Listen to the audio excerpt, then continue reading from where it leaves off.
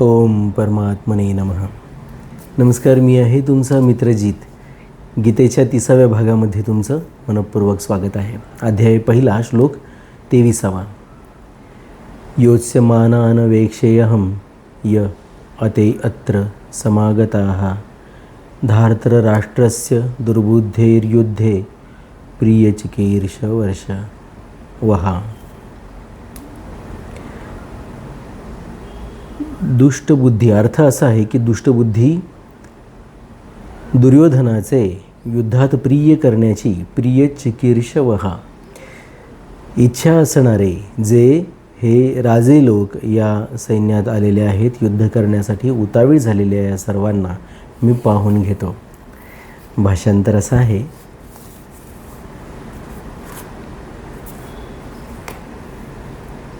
धृतराष्ट्राच्या दुर्बुद्ध पुत्रांचे कल्याण इच्छिणाऱ्याच्या साधण्याच्या इच्छेने युद्ध करण्यास एकत्र आलेल्यांचे मला अवलोकन करू दे. या ठिकाणी ते काय म्हणतात, या ठिकाणी अवेक्षे मी पाहून घेतो म्हणतात.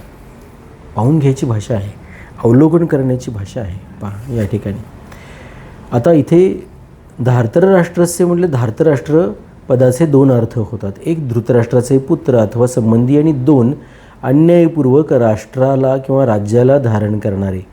या ठिकाणी धृतराष्ट्राचा पुत्र दुर्योधन, त्याच्याकरिताच धार्तराष्ट्रस्य पद आले आहे. तो दुर्योधनाच्याच अनुषंगाने हे बोललेले आहेत. तर या ठिकाणी दुर्योधनाला दुष्टबुद्धी म्हणून अर्जुन हे म्हणू इच्छितात की दुर्योधनाने आमचा नाश करण्यासाठी आजपर्यंत अनेक प्रकारची षडयंत्रे रचली आहेत. आम्हाला अपमानित करण्यासाठी त्यांनी कितीतरी उद्योग केले आहेत. या नियमानुसार आणि अन्यायपूर्वक किंवा नियमानुसार आणि न्यायपूर्वक आम्ही अर्ध्या राज्याचे अधिकारी आहोत, परंतु तो स्वतः हडप करू इच्छितो. तो अर्जुन इथे धार्तराष्ट्रस्य आणि दुर्बुद्धे त्यांना नावं ठेवतो तो कौरवांच्या ह्याच्यातले. हे लक्षात घेतलं पाहिजे की हे लोक समोर आलेत माझ्या, आणि या लोकांनी काय केलं आहे तर दुर्बुद्धी आहे त्यांना आणि त्यांनी पाप केलेलं आहे. अर्जुन अवलोकन करत असताना कौरवांचं अवलोकन करतो, पांडवांच्या बाजूचं अवलोकन करत नाही या ठिकाणी. म्हणून भगवंत त्याला पुढे सावध करतील नंतर, लक्षात घेतलं पाहिजे. तर आपण इथे आपली अवस्था काय असते सुरुवातीला हे आपण लक्षात घेतलं पाहिजे की आपण हे समोरच्याचे दोष काढायला बघतो. पहिल्यांदा आपल्याला आपल्यातले दोष दिसत नाहीत. अर्जुन विषाद योगाचं हे फार मोठं महात्म्य आहे की अर्जुन विषाद योग आपल्याला अवलोकन करायला शिकवतो. इथे परंतु ते स्वतः हडप करू इच्छितो. पहा, आम्हाला देऊ इच्छित नाही याची दुष्टबुद्धी आहे. आणि येथे आलेले राजे लोकसुद्धा याला विजय मिळवून देऊ इच्छितात. वास्तविक जर पाहिले तर मित्राचे असे कर्तव्य असते की त्यांनी असे काम करावे, अशी गोष्ट समजून सांगावी की ज्यामुळे आपल्या मित्राचे इहलोकात परलोकात हित व्हावे. परंतु हे राजे लोक दुर्योधनाच्या दुष्टबुद्धीला शुद्ध न करता उलट तिला वाढवू इच्छितात आणि दुर्योधनाकरवी युद्ध करून युद्धात त्याची सहायता करून त्याचे पतनच करू इच्छितात. लक्षात घ्या, यथार्थ कल्याण हे भगवंत करू शकतात. भगवंत जेव्हा सखा होतात त्यावेळेला करतात, भक्ताचे ते भगवंत होतात त्यावेळेला करतात. तुम्ही सर्वसामान्य मित्रांचा विचार करतात तर ते सुखाची इच्छा करतात. पहा, जे अंतिमतः दुःखात परिवर्तित होतं आणि त्याच्यामध्ये कल्याण होत नाही. कल्याणचा अर्थ यथार्थ कल्याणच.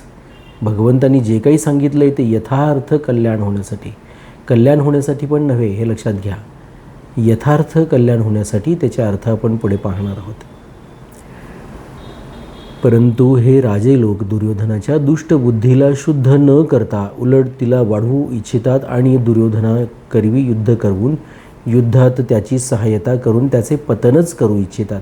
तात्पर्य हे आहे की दुर्योधनाचे हित कशात आहे, त्याला राज्यसुद्धा कोणत्या पद्धतीने मिळेल आणि त्याचा परलोकसुद्धा कसा सुधारेल या गोष्टीचा ते विचारच करत नाहीत. जर या राजे लोकांनी त्याला असा सल्ला दिला असता की बाबा कमीत कमी अर्धे राज्य तुम्ही ठेवून घ्या आणि अर्धे राज्य पांडवांना देऊन टाका, अशा रीतीने दुर्योधनाला अर्धे राज्यही राहिले असते आणि त्याचा परलोकही सुधारला असता.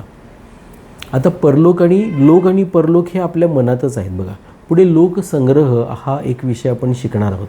लोकसंग्रहासाठी कर्म करा हे भगवंताची आज्ञा आहे. भगवंताच्या अनेक आज्ञा आहेत, त्या मी तुम्हाला कधीतरी ह्या म्हटलं मी भाषांतर केलेल्या ह्या पुस्तकातून वाचून दाखवेन.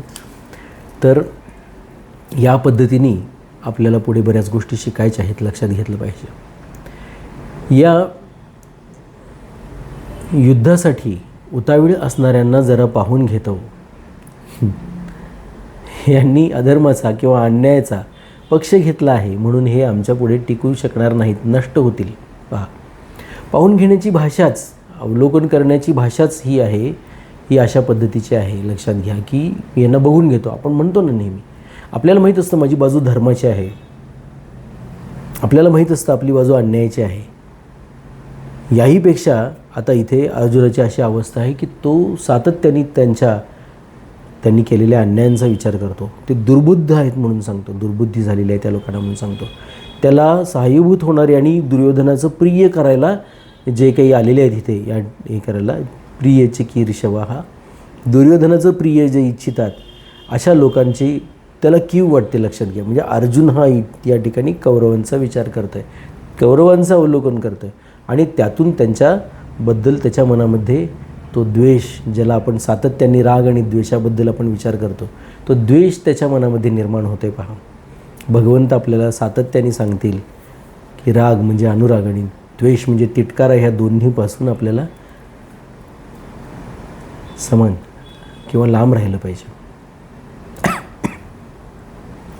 योत्स मानान याचे तात्पर्य म्हणण्याचे असे आहे की यांच्या मनात युद्ध करण्याची इच्छा प्रबल दिसत आहे, तर हे आहेत तरी कोण हे मी पाहून घेतो म्हणून अर्जुन सांगतात.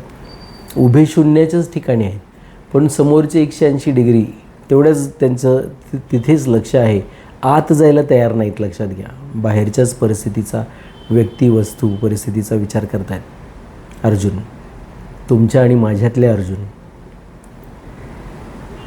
या श्लोकाचा पुढच्या श्लोकाशी काय संबंध आहे, तर अर्जुनाने असे म्हटल्यावर भगवंतांनी काय केले हे संजय पुढील 2 श्लोकात सांगत आहेत. पहा, जाऊया पुढच्या 2 श्लोकांकडे. ओम परमात्मने नमः.